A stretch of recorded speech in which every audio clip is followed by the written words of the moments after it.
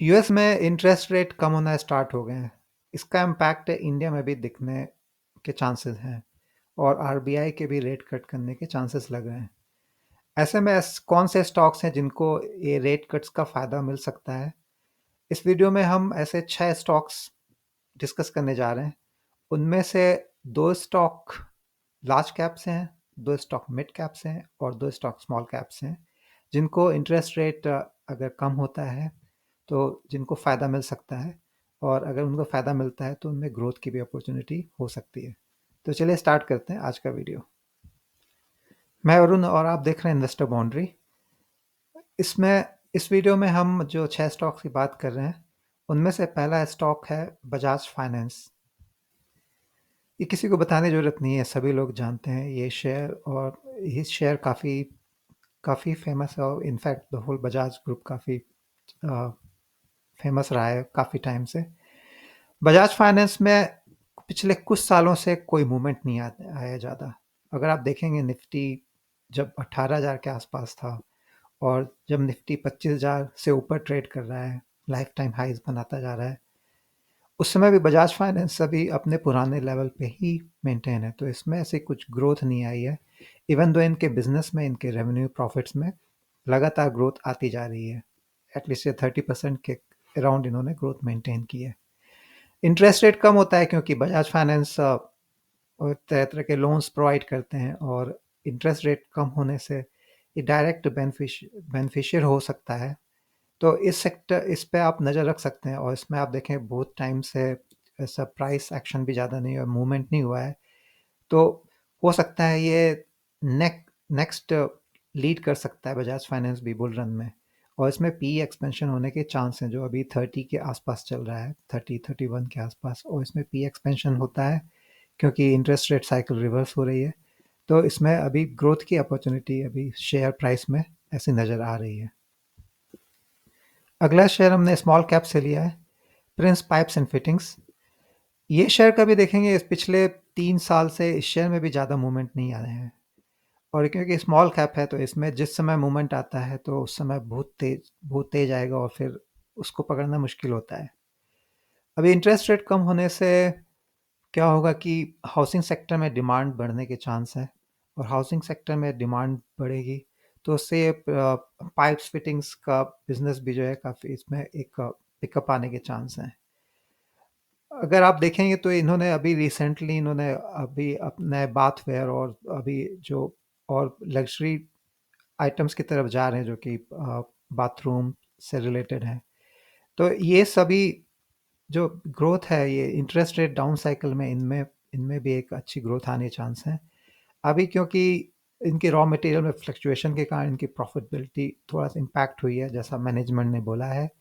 तो इसलिए अभी ये डाउन है अगर आप देखेंगे और इसने अभी मार्केट रैली में पार्टिसिपेट नहीं किया है। तो इंटरेस्ट रेट कम होने पे ये एक शेयर है जिसको हम नज़र में रख सकते हैं और अगर आप मॉनिटर करेंगे तो इसमें एफ आई और डी आई ने अपना स्टेक अच्छा मेंटेन किया है और उधर ही और बाकी स्मॉल प्लेयर्स रिटेलर्स का इसमें इसमें डाउन डाउन जा रहा है। तो ये एक अच्छा कैंडिडेट हो सकता है एक नेक्स्ट बुल रन का। तीसरा शेयर हमने मिड कैप से लिया है, आवास फाइनेंशियल। और इसको आप देखेंगे ये इसके भी बजाज फाइनेंस जैसी ही कहानी है कि पिछले कई कुछ सालों से जब से इंटरेस्ट रेट साइकिल जो ऊपर जाने शुरू हुई थी तो इसमें भी ज़्यादा मूवमेंट नहीं आया है और अपने अपने हाई से ये अभी काफ़ी काफ़ी नीचे चल रहा है और इसमें लगातार इसमें ग्रोथ आती जा रही है। तो इसमें भी काइंड ऑफ पी पी री रेटिंग के चांस हैं क्योंकि इंटरेस्ट रेट साइकिल डाउन जाएगी तो ये डायरेक्ट बेनिफिशियरी हो सकता है क्योंकि ये स्मॉल टिकट हाउसिंग फाइनेंस में डील करते हैं। तो उसमें एक पिकअप आने के चांस हैं। तो आवास फाइनेंशियल को भी आप नज़र में रख सकते हैं और अगर आप इसमें अगर आप जाके चेक करेंगे किसी वेबसाइट पे तो इसमें शेयर होल्डिंग पैटर्न में तो स्मार्ट प्लेयर्स ने इस शेयर में काफ़ी अपना स्टेक बढ़ा रखा है। तो ये कि एक और इंडिकेशन है कि इसमें इन आने वाले टाइम में एक ग्रोथ की अपॉर्चुनिटी दिख रही है। ये शेयर हमने लार्ज कैप से लिया है और इवन दो पीएसयू में काफ़ी रनअप आया है लेकिन अगर आप देखेंगे एलआईसी हाउसिंग फाइनेंस में ऐसा कुछ मेजर मेजर चेंज नहीं आया है। पिछले 1 साल में इसमें एक अच्छा प्राइस एक्शन हुआ है ऊपर की तरफ, लेकिन लेकिन जिस तरह से पीओसीयूज़ में एक तरह पागलपंथी का रन अप आया है, वो इसमें ऐसा नहीं आया है। और in terms of P, in terms of price to book ratio, in terms of dividend yield, अगर हम सभी पैरामीटर्स को देखेंगे तो उसमें ये अच्छा फिट बैठता है, और एक अच्छा कैंडिडेट है कि इंटरेस्ट रेट डाउन जाने पे हाउसिंग फाइनेंस का बिजनेस में एक अपटिक आएगा और वो पिकअप आएगा, और उसका ये डायरेक्ट बेनिफिशियल हो सकता है।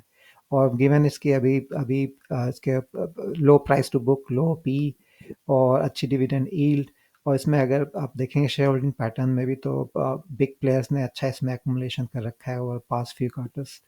तो ये शेयर पे आप नज़र पे रख सकते हैं। और मैनेजमेंट की इवन कमेंट्री भी आई थी कि जो है अगर interest rate down cycle start होती है तो इनको एक बेनिफिट मिल सकता है। तो इस शेयर को भी आप नज़र पे रख सकते हैं। ये पांचवा शेयर हमने मिड कैप से लिया, एप्टेक्स वैल्यू हाउसिंग फाइनेंस। और ये भी इसमें भी इसका भी जो मूवमेंट है वो काफ़ी आप देखेंगे, ये अ, आवास की तरह और बजाज फाइनेंस की तरह ही इसमें हो रहा है।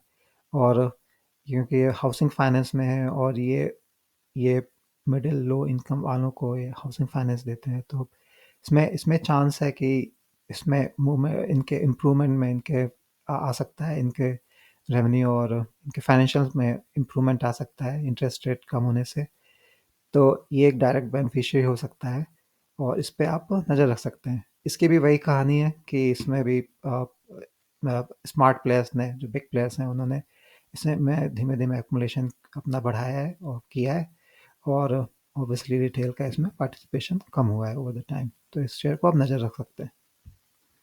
और लास्ट शेयर, सिक्स शेयर जो हमने स्मॉल कैप से लिया है, और स्मॉल या थोड़ा भी माइक्रो कैप के तरफ भी कह सकते हैं इसको। अभी ये 2000 करोड़ से कम का मार्केट कैप है, और ये एक रिस्की बेट है, लेकिन इंटरेस्ट रेट डाउन साइकिल में इस पे आप नज़र रख सकते हैं। क्योंकि इस शेयर की प्रॉब्लम ये है कि ये किसी अनसिक्योर्ड लोन्स देते हैं, तो इनमें एनपीएज आने के चांस है, तो के कभी भी चांसेस होते हैं। और अगर एनपी आता है तो ये कंपनीज, क्योंकि छोटी कंपनीज हैं, तो इनमें ये डेंजरस हो जाती हैं, तो इसमें रिस्क काफ़ी हाई रहता है।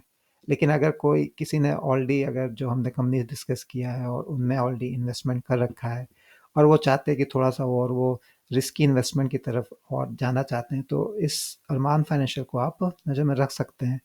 लेकिन आपको हमेशा ध्यान रखना है कि ये काफ़ी रिस्की बेट है। लेकिन अगर इसमें ग्रोथ आएगी, क्योंकि इसमें पास की ग्रोथ काफ़ी अच्छी रही है, तो अगर अगर समहाउ अगर कंपनी मेंटेन करती है और किसी तरह एनपीएस को अपने कंट्रोल कर लेती है, और उसमें अगर ये मैनेज कर लेते हैं, तो इसमें एक ट्रेमेंडस ग्रोथ के चांस हैं। अभी इसका मार्केट कैप बहुत कम है, तो इसमें ग्रोथ अपॉर्चुनिटी बहुत है, लेकिन क्योंकि ये रिस्की रिस्की इसमें बेट में आता है, इसलिए इसको पी भी कम कमांड होती है, और इसलिए इसमें ज़्यादा, इसका अभी मार्केट कैप भी छोटा है। लेकिन आप देखेंगे बाकी अगर हाउसिंग फाइनेंस और एनबीएफसी से देखेंगे, तो ये वैल्यूएशन के हिसाब से ये 11 के पी के आसपास चल रहा है। तो इसको आप नज़र में रख सकते हैं अगर आप रिस्की इन्वेस्टमेंट में अगर आप जाना चाहते हैं थोड़ा, और इंटरेस्ट रेट को मॉनिटर कर सकते हैं, और इंटरेस्ट रेट डाउन साइकिल में ये शेयर भी अच्छा परफॉर्म करने की पॉसिबिलिटी लग रही है। तो ये सारा स्टॉक है। अगर आपको इसमें किसी पे भी डिटेल वीडियो चाहिए तो आप प्लीज़ कमेंट कर सकते हैं, and please like this video and subscribe to this channel, और नोटिफिकेशन ऑन रखिएगा जिससे आपको टाइमली अपडेट मिलता रहे। मिलते हैं किसी और वीडियो में। Take care guys, bye.